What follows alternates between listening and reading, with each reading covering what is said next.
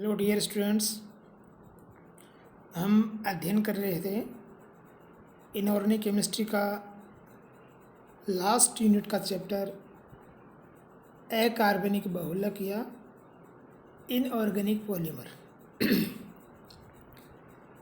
आज इस चैप्टर का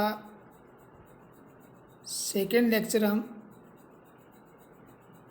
शेयर करेंगे, जिसके अंतर्गत पर्टिकुलर सिलिकॉन पॉलीमर्स के बारे में अध्ययन करेंगे। सिलिकॉन पॉलीमर्स या सिलिकॉन बहुलक सर्वप्रथम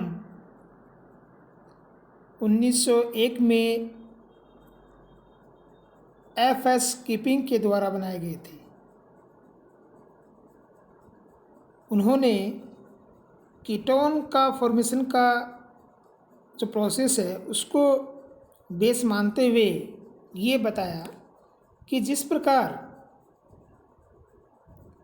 डाई एल्किल डाइक्लोरोमेथेन का जब हम जल अपघटन करेंगे तो उससे हमें कीटोन प्राप्त होगा, उसी प्रकार अगर हम डाई एल्किल डाइक्लोरोसिलेन जो कंपाउंड हैं उसका जल अपघटन करेंगे तो हमें कीटोन के जैसा ही कंपाउंड प्राप्त होना चाहिए, क्योंकि वहाँ डिफरेंस सिर्फ किसका आया कि जिस कार्बन से यहाँ पर ये दो क्लोरो ग्रुप जुड़े हुए हैं या दूसरी तरफ दो एल्किल ग्रुप जुड़े हुए हैं, वहाँ पर उस कार्बन की जगह सिर्फ क्या है, सिलिकन।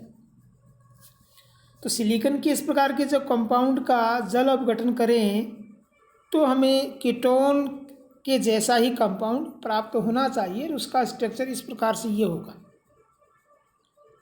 और क्योंकि कीटोन जैसा कंपाउंड है, उसी के जैसा फॉर्मूला है उसका, तो उसी के अकॉर्डिंग इसका नाम भी होना चाहिए, क्योंकि कीटोन जब ग्रुप होता है तो नाम के लास्ट में ONE हम ऐड करते हैं। तो यहाँ पर इसी प्रकार सिलिक प्लस ऑन सिलिकॉन नाम दिया गया। और इन सिलिकॉन पॉलीमर्स को पॉलीसिलॉक्सेन भी कहते हैं। तो इस प्रकार सर्वप्रथम एफ.एस. कीपिंग ने इनको इंट्रोड्यूस किया। ये इस प्रकार से हम जो सिलिकॉन या पॉलीसिलॉक्सेन उनके बारे में, उनका जो प्रोसेस है सिंथेसिस का, उसको हम समराइज करके देख सकते हैं कि यहाँ पर डाई एल्किल डाइक्लोरोमेथेन कंपाउंड का जल अपघटन किया तो सर्वप्रथम हमें डाईहाइड्रोक्सी कंपाउंड प्राप्त हो रहा है। ये डाईहाइड्रोक्सी कंपाउंड में जो OH समूह एक ही कार्बन के ऊपर हैं, ये इंट्रा मॉलिक्यूलर प्रोसेस के द्वारा वाटर मॉलिक्यूल को रिलीज करेंगे, क्योंकि एक कार्बन के ऊपर 2 OH ग्रुप है, तो वो वहाँ पर हम कहते हैं कि इतने स्टेबल नहीं होते, इस कारण वहाँ से निर्जलीकरण के द्वारा H2O मॉलिक्यूल रिलीज हो जाएगा और इस H2O मॉलिक्यूल के रिलीज होने के बाद यहाँ पर कीटोनी ग्रुप बन गया। तो इस प्रकार कीटोन मॉलिक्यूल का निर्माण हुआ और यहाँ पर एक तरह से ये 2 स्टेप प्रोसेस हो गया। पहले स्टेप में हाइड्रोक्सी कंपाउंड और दूसरे स्टेप में ये कीटोनी कंपाउंड हमें प्राप्त हुआ। और यहाँ पर जो कीटोन प्राप्त होने का जो प्रोसेस है हाइड्रोक्सी कंपाउंड से, वो इंट्रामोलिकुलर डिहाइड्रेशन है। इसी प्रकार जब हम सिलिकन के कंपाउंड के अकॉर्डिंग जब स्टडी करते हैं तो यहाँ जब हमने डाई एल्किल डाइक्लोरो कंपाउंड लिया सिलिकन का, उसका जल अपघटन किया, तो उसी प्रकार से जो हेलोजन हैं उनका रिप्लेसमेंट हो जाएगा OH समूह के द्वारा। OH समूह के द्वारा रिप्लेसमेंट होने के बाद कंडीशन क्या है कि जिस प्रकार यहाँ इस कार्बन पर 2 OH समूह थे, उसी प्रकार यहाँ इस सिलिकन के ऊपर भी 2 OH समूह आएंगे।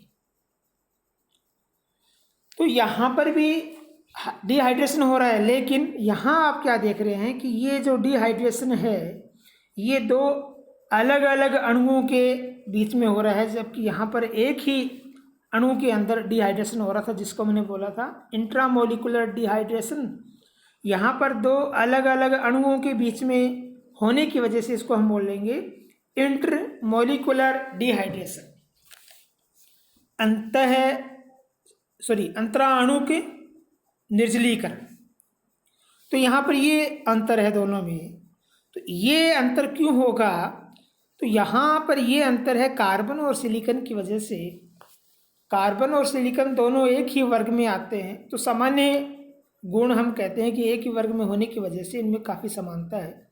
लेकिन मुख्य रूप से यहाँ जब हम कार्बन से सिलिकॉन की तरफ आते हैं तो सिलिकॉन का जो साइज़ है वो बढ़ जाता है, और यहाँ ऑक्सीजन के साथ सिलिकॉन के जो ऑर्बिटल बॉन्डिंग में भाग ले रहे हैं वो डी ऑर्बिटल है। यहाँ पर जब ये कार्बन और इस ऑक्सीजन के बीच में ये जो बॉन्ड बना, पाई बॉन्ड बना सेकेंड नंबर पर, तो ये जो पाई बॉन्ड है ये कार्बन के और ऑक्सीजन दोनों की जो पी बॉन्ड हैं उनके इंटरेक्शन से बना है। तो हम यहाँ पर इस पाई बॉन्ड को बोलेंगे कि ये पाई बॉन्ड पी पाई ओवरलैपिंग बॉन्ड है। सिलिकॉन में इस प्रकार का जो बॉन्ड अगर बनेगा तो वो बॉन्ड बनाने के लिए ऑक्सीजन के तो पी ऑर्बिटल है लेकिन सिलिकॉन के डी ऑर्बिटल है। तो वहाँ जो इंटरेक्शन है सिलिकॉन के 3D कक्षक के जो हैं उनका इंटरेक्शन पी ऑर्बिटल के साथ हो रहा है। तो इस प्रकार का जो इंटरेक्शन है वो वीक इंटरेक्शन होगा, वो इतना अधिक स्थायी नहीं है जितना कि कार्बन और ऑक्सीजन के पी इंटरेक्शन से बनने वाला बंध था। इस कारण से वो बॉन्ड इतना स्ट्रॉन्ग नहीं होगा और दो अलग अलग अणुओं के जो OH ग्रुप हैं वो आपस में इंटरेक्शन करके डिहाइड्रेशन करेंगे, और इस प्रकार से हमें OSI इस प्रकार की जो ग्रुप है वो हमें प्राप्त होंगे। और इस प्रकार की ग्रुप बनने से इसी प्रकार की श्रृंखला बनती जाएगी।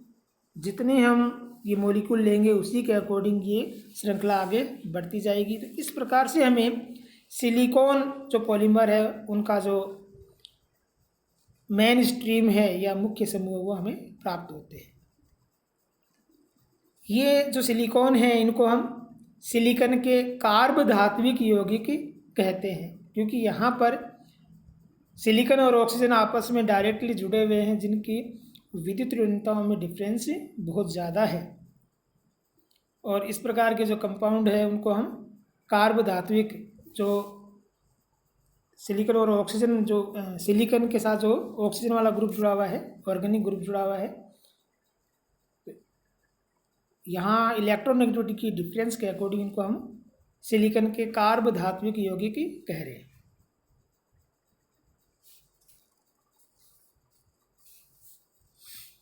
अब हम बात करते हैं सिलिकॉन्स के सिंथेसिस और स्ट्रक्चर के बारे में। सिलिकॉन के जो जो पॉलीमर्स हैं उन पॉलीमर्स का जो सिंथेसिस है वो हम कार्ब सिलिकॉन क्लोराइड या कार्ब एल्कोक्सी सिलिकॉन के जल अपघटन से करते हैं। जैसा अभी हमने लास्ट में जो रिएक्शंस देखी उनके द्वारा हम ये कह सकते हैं। तो सिलिकॉन पॉलीमर का जब हमें निर्माण करना होगा तो उससे पहले हमें कार्ब सिलिकॉन हैलाइड्स या कार्ब एल्कोक्सिसिलेन कंपाउंड्स जो मध्यवर्ती के रूप में काम करेंगे उनका निर्माण करना होगा। तो पहले हम उनका निर्माण करते हैं और उनके जल अपघटन से फिर सिलिकॉन पॉलीमर्स का निर्माण इजी गोइंग हो जाता है। तो ये जो इंटरमीडिएट है इनके निर्माण की कई विधियां हैं। जो पहली विधि है वो है डायरेक्ट सिलिकॉन सिंथेसिस।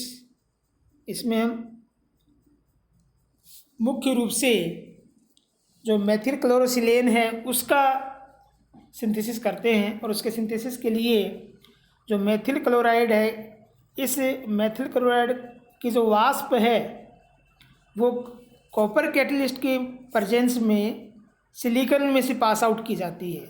ये जो कॉपर कैटलिस्ट है ये सिलिकॉन के साथ पाउडर फॉर्म में ही मिक्स रहता है।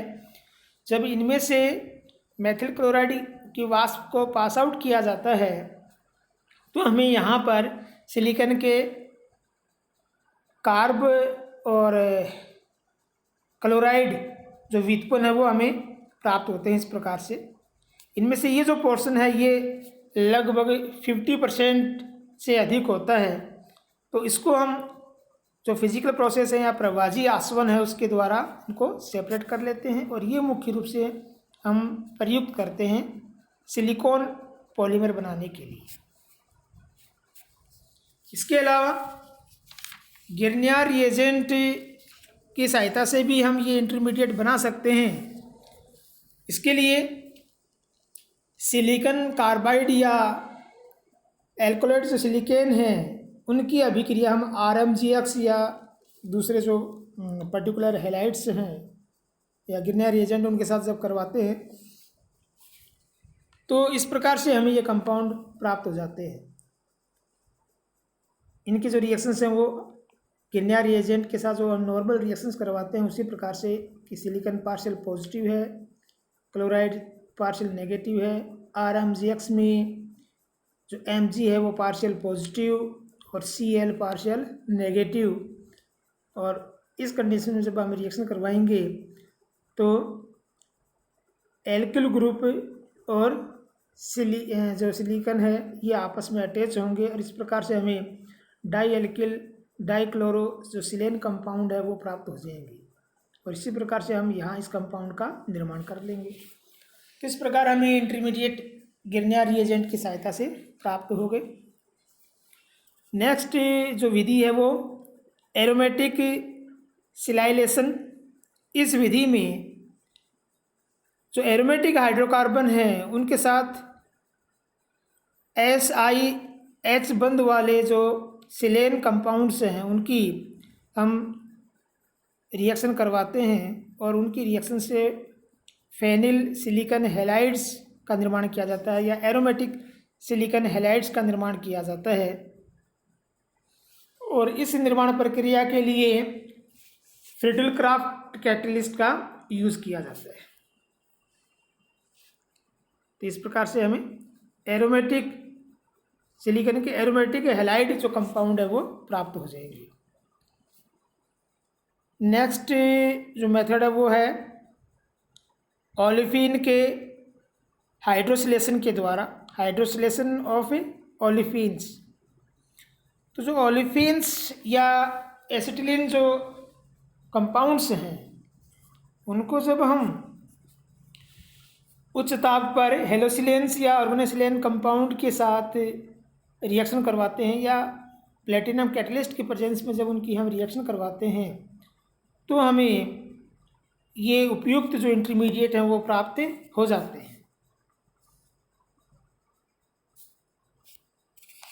इसके अलावा एक प्रोसेस है रीडिस्ट्रीब्यूशन रिएक्शन, पुनर्वितरण अभिक्रिया। इस पुनर्वितरण अभिक्रिया में हम दो कंपाउंड्स के बीच में जो उनके ग्रुप हैं उनका रीडिस्ट्रीब्यूशन करके इस प्रकार का कंपाउंड प्राप्त करते हैं। जैसे हमने पीछे जो फर्स्ट मेथड था डायरेक्ट सिलिकॉन प्रोसेस उसमें डाई मेथिल डाइक्लोरोसिलेन के अलावा जो दो फ्रैक्शंस हमने जो साइड प्रोडक्ट के रूप में प्राप्त किए थे उनका यहाँ पर AlCl3 के प्रेजेंस में अभिक्रिया करवा रहे हैं और वहाँ पर यहाँ इस कंडीशन में इन दोनों के बीच में जो हमने फर्स्ट प्रोसेस में प्राप्त किए थे जब इस कंडीशन में इनको हम रिएक्ट करवाते हैं तो यहाँ पर इनके जो ग्रुप हैं उनका रीडिस्ट्रीब्यूशन हो जाता है। जैसे यहाँ पर क्या हुआ कि ये दो मेथिल ग्रुप, तीन मेथिल ग्रुप हैं, इनमें से एक मेथिल ग्रुप यहाँ पर इस ग्रुप में अटैच हो गया मेथिल सिलेन के साथ और यहाँ पर ये जो तीन क्लोरो ग्रुप हैं इनमें से एक यहाँ पर इस Cl के साथ आ गया, सिलिकॉन के साथ जुड़ गया और इस प्रकार से हमें 2 मोल प्राप्त हो गए डाइमेथिल डाइक्लोरोसिलेन। इस प्रकार हमें इंटरमीडिएट प्राप्त हो गया, जिसके हाइड्रोलिसिस से हम अब सिलिकॉन या सिलोक्सेन जो पॉलीमर है वो प्राप्त कर सकते हैं। तो इस प्रकार इन विधियों के द्वारा हमने इंटरमीडिएट्स का निर्माण कर लिया। इन इंटरमीडिएट्स का जब हम हाइड्रोलिसिस करेंगे तो हमें सिलिकॉन जो पॉलीमर है वो प्राप्त होंगे। किस प्रकार के सिलिकॉन प्राप्त होंगे या किस प्रकार के पॉलीमर बनेंगे वो डिपेंड करता है कि जो इंटरमीडिएट हमने बनाए हैं उनमें कितने हेलोजन ग्रुप हैं या कितने क्लोराइड समूह हैं। क्योंकि जब हम हाइड्रोलिसिस करेंगे तो वो जो क्लोराइड समूह हैं वो OH समूह के द्वारा रिप्लेस होंगे। तो इस आधार पर ये जो ग्रुप इंटरमीडिएट बने हैं इनको हम कार्बोसिलिकन क्लोराइड, कार्बोसिलिकन क्लोराइड या एकल कार्बोसिलिकन क्लोराइड कह सकते हैं। जब सिलिकॉन के साथ 2 कार्बनिक समूह जुड़े हैं तो कार्बोसिलिकन, क्योंकि सिलिकॉन की जो वैलेंसी है वो वैलेंसी 4 होगी, तो 4 में से अगर 2 कार्बनिक समूह जुड़े हैं तो वो सिलिकॉन क्लोराइड हो जाएगा। 3 कार्बनिक समूह जुड़े हुए हैं तो वो सिलिकॉन क्लोराइड होगा। और अगर केवल 1 कार्बनिक समूह जुड़ा है, केवल 1 एल्किल समूह जुड़ा हुआ है, तब उसे हम एकल कार्बोसिलिकन क्लोराइड कहेंगे। तो यदि 3 एल्किल ग्रुप जुड़े हुए हैं तो उस कंडीशन में उस सिलिकॉन के साथ केवल 1 ही Cl जुड़ा हुआ है। तो जब हम उसका जल अपघटन करेंगे तो वो सिलिकॉन के साथ जुड़ा हुआ 1 Cl समूह OH समूह के द्वारा रिप्लेस हो जाएगा। तो इस प्रकार जब हमें 1 से अधिक अणु प्राप्त होंगे तो वो आपस में जब कंडेंसेशन करेंगे या तो वहाँ पर निर्जलीकरण करने से केवल 2 अणु ही आपस में जुड़ सकते हैं। उसके बाद क्योंकि वहाँ पर अब कोई OH ग्रुप शेष नहीं है तो उसके बाद वो आगे प्रोसेस नहीं बढ़ेगा और हमें केवल जो एक तरह का सिलोक्सेन है वो डाइमर के रूप में प्राप्त होगा। वहाँ पर 2 सिलिकॉन के जो ग्रुप हैं वही जुड़े हुए होंगे 1 ऑक्सीजन के द्वारा। लेकिन अगर हम कार्बोसिलिकन क्लोराइड का यूज़ करते हैं तो वहाँ पर 2 एल्किल ग्रुप होंगे सिलिकॉन के साथ और 2 OH समूह होंगे। तो जब ये कंडीशन होगी तो इसको हम लिख सकते हैं कि जैसे ये सिलिकॉन, इसके साथ OH समूह, जब हम दोनों जो Cl है उनका जल अपघटन कर देंगे, ये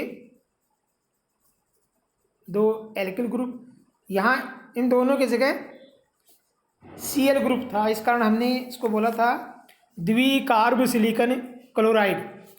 जल अपघटन करने पर उन दोनों क्लोराइड की जगह OH समूह आ गया। इस प्रकार जब ये मॉलिक्यूल बनेंगे, ये आपस में जब इंटरेक्शन करेंगे तो दूसरे मॉलिक्यूल का OH समूह सिलिकॉन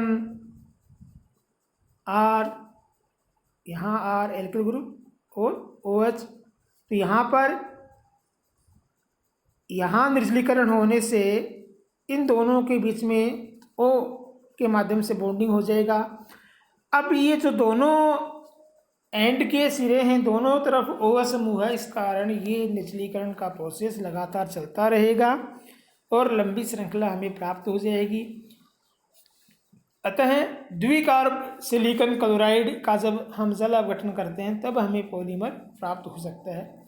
ये एक सीधी श्रृंखला के रूप में भी हो सकता है या हो सकता है कि एक निश्चित लंबाई की श्रृंखला बनने के बाद में उनके जो एंड पॉइंट है वो आपस में, ये जो एंड पॉइंट है ये आपस में निर्जलीकरण की प्रक्रिया में भाग ले लें, जिससे हमें साइक्लिक जो पॉलीमर है वो भी प्राप्त हो सकते हैं। जब हम एकल कार्बोसिलिकॉन कंपाउंड्स की बात करेंगे तो वहाँ पर कंडीशन क्या होगा कि केवल एक R ग्रुप है सिलिकॉन के साथ, और ये शेष जो 3 है वो क्लोराइड हैं, Cl है, जिनका जल अपघटन कर दिया तो वहाँ पर OH समूह जुड़ गए। तो इस प्रकार के जो मॉलिक्यूल प्राप्त हो गए, तो अब ये मॉलिक्यूल जब आपस में क्रिया करेंगे तो यहाँ पर इनका प्रोसीड होने का या आगे बढ़ने का जो डायरेक्शन है वो डायरेक्शन एक से अधिक हो जाएगा। अब यहाँ पर ये जल अपघटन तो होगा ही, इससे ब्रांच आगे बढ़ेगी, लेकिन यहाँ पर ये जो ग्रुप हैं, इन ग्रुप के द्वारा ये जैसे एक श्रृंखला ये बन गई, दूसरी श्रृंखला ये बन रही है, ये आपस में क्रॉस लिंक कर सकती है। तो इस प्रकार से जब एकल कार्बोसिलिकॉन क्लोराइड के जल अपघटन से हम पॉलीमर्स का निर्माण करेंगे तो वहाँ पर इस प्रकार से क्रॉस बॉन्ड बनेंगे, और इससे हमें क्रॉस लिंक वाले जो पॉलीमर हैं वो प्राप्त होंगे, और ये जो पॉलीमर हैं इनमें दृढ़ता का मान बढ़ जाता है, ये अधिक दृढ़ पॉलीमर होते हैं। तो इस प्रकार हमने देखा कि जब हम सिलिकॉन पॉलीमर की बात करते हैं तो उसमें मूलभूत 3 इकाइयाँ होती है। R3SiO, ये एंड यूनिट के रूप में या स्टार्टिंग यूनिट के रूप में, ये मिडल यूनिट के रूप में अगर ये है तो, और अगर ये है तो ये ब्रांच यूनिट के रूप में काम करती है, इससे ब्रांचेस डेवलप होती है। तो इस प्रकार हमने ये देखा सिंथेसिस इनका जो सिलिकॉन पॉलीमर्स है उनका। अब हम सिलिकॉन पॉलीमर्स की प्रॉपर्टीज़ के बारे में अध्ययन करेंगे। तो ये जो सिलिकॉन पॉलीमर्स हैं या सिलोक्सेन हैं, ये सामान्यतः तेल जैसे द्रव होते हैं या क्रिस्टलीय ठोस रूप में भी पाए जा सकते हैं। वो डिपेंड करता है कि जो एल्किल समूह है वो एल्किल समूह किस तरह का है, उसकी नेचर के अकॉर्डिंग। ये compound benzene, ether, carbon tetrachloride, इस प्रकार के जो सामान्य कार्बनिक विलायक हैं उनमें विलय होते हैं। ये विद्युत के कुचालक हैं। इसके अलावा इनका पृष्ठ तनाव भी कम होता है, क्योंकि ये जो इकाइयाँ हैं ये आपस में वैन डर वाल्स बॉन्ड्स के द्वारा भी जुड़ती हैं। और सामान्यतः ये जो सिलिकॉन है ये कम रिएक्टिव होते हैं, जो लाइट नेचर वाले जो केमिकल्स हैं उनके साथ जल्दी से इंटरेक्शन नहीं करते हैं।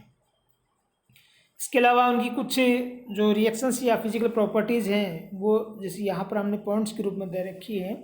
थर्मल स्टेबिलिटी, ये जो सिलिकॉन कंपाउंड्स हैं या पॉलीमर्स हैं ये बहुत अधिक लंबी रेंज तक थर्मल स्टेबिलिटी को शो करते हैं, और ये -70 डिग्री सेंटीग्रेड से 250 डिग्री सेंटीग्रेड तक अपनी जो प्रॉपर्टी है उसको बनाए रखते हैं।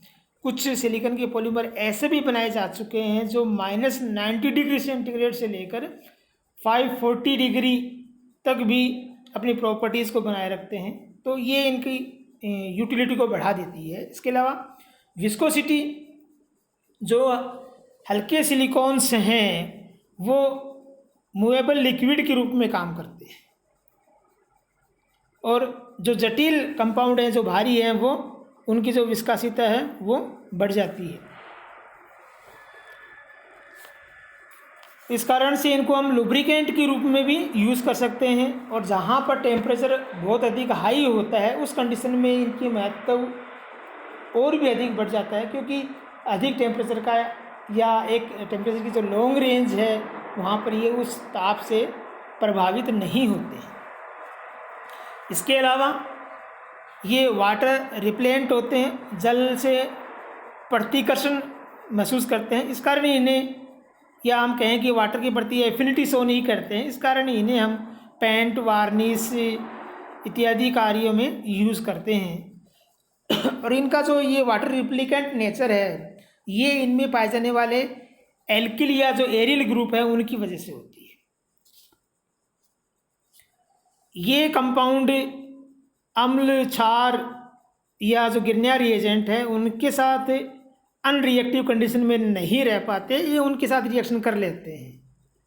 जब ये एसिड के साथ रिएक्शन करते हैं तो सेलेनोल एल्कोहलिक कंपाउंड्स में कन्वर्ट हो जाते हैं, इनका एसिडिक अपघटन हो जाता है और ये एल्कोहलिक फॉर्म में प्राप्त हो जाते हैं।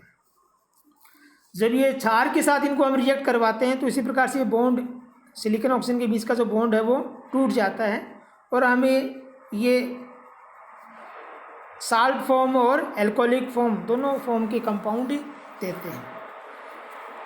इनका हम लिथियम एल्यूमिनियम हाइड्राइड के साथ जब रिएक्शन करवाएंगे तो रिडक्शन हो जाएगा और रिडक्शन होने से हमें जो नॉर्मल इनके सिलेन कंपाउंड्स हैं वो प्राप्त हो जाएंगे। गिरनिया रिएजेंट के साथ जब रिएक्शन करेंगे तो उसी प्रोसेस के द्वारा इनके साथ रिएक्शन करके ये सिनेनोल कंपाउंड्स का निर्माण करते हैं। अब कुछ एप्लीकेशंस, तो जो इनकी प्रॉपर्टीज़ है उन प्रॉपर्टीज़ के अकॉर्डिंग ही इनकी एप्लीकेशंस है। जैसे इनको हम सिलिकॉन रबर के रूप में यूज़ करते हैं और सिलिकॉन रबर के रूप में इनका इम्पोर्टेंस बहुत ज़्यादा है। नंबर 1 इनका स्पेसिफिक प्रॉपर्टी ये कि ये एक लॉन्ग रेंज में अपनी स्टेबिलिटी को मेंटेन रखते हैं। -90 डिग्री सेंटीग्रेड से लेकर 540 डिग्री सेंटीग्रेड तक ये अपनी प्रॉपर्टी में कोई चेंज नहीं होने देते हैं। इसके अलावा जब इनमें कोई स्पेशल ग्रुप्स हम सिलिकॉन के साथ जोड़ देते हैं, जैसे OR या एसीटेट समूह जब हम जोड़ देते हैं तो वहाँ पर इनमें क्रॉस बॉन्डिंग हो जाती है और उस क्रॉस बॉन्डिंग से इनके अंदर जो कठोरता है वो कठोरता बढ़ जाती है, या हम कहें कि उस कंडीशन में हम इनका सामान्य ताप पर वल्कीकरण प्रोसेस कर देते हैं, जिससे ये वल्कनीकरण हो जाते हैं। कि इसे हम RTV प्रोसेस कहते हैं। RTV प्रोसेस से इनकी प्रॉपर्टीज़ को हम और अधिक बढ़ा सकते हैं। सिलिकॉन फ्लूइड्स या सिलिकॉन तरल, मेथिल सिलिकॉन तेलीय द्रव के रूप में होता है और इस रूप में ये बहुत अधिक उपयोगी है। ये -50 डिग्री सेंटीग्रेड से 250 डिग्री सेंटीग्रेड तक स्थायी रहने के कारण इस टेम्परेचर रेंज में लुब्रिकेंट के रूप में काम में लिया जाता है। इसके अलावा सिलिकॉन जो लिक्विड्स हैं या फ्लूइड हैं, ये एंटी फोमिंग एजेंट और एंटी स्टिकिंग एजेंट के रूप में चिपचिपाहट के जो ख़त्म करने वाली या उसके जो विरोधी एजेंट है उसके रूप में इनको प्रयुक्त किया जाता है। पैराविद्युतीय पदार्थ के रूप में भी इनका उपयोग किया जाता है। इसके अलावा लुब्रिकेंट और ग्रीस के रूप में इनका उपयोग किया जाता है और सिलिकॉन रेजिन के रूप में भी इनका उपयोग बहुत अधिक किया जाता है। विद्युत मोटर, कुंडली आदि में जो विद्युत रोधक के रूप में इनको हम यूज़ करते हैं। तो आज के इस लेक्चर में हमने अध्ययन किया सिलिकॉन या सिलोक्सेन पॉलीमर के बारे में। आज के इस लेक्चर में इतना ही। Okay, thank you.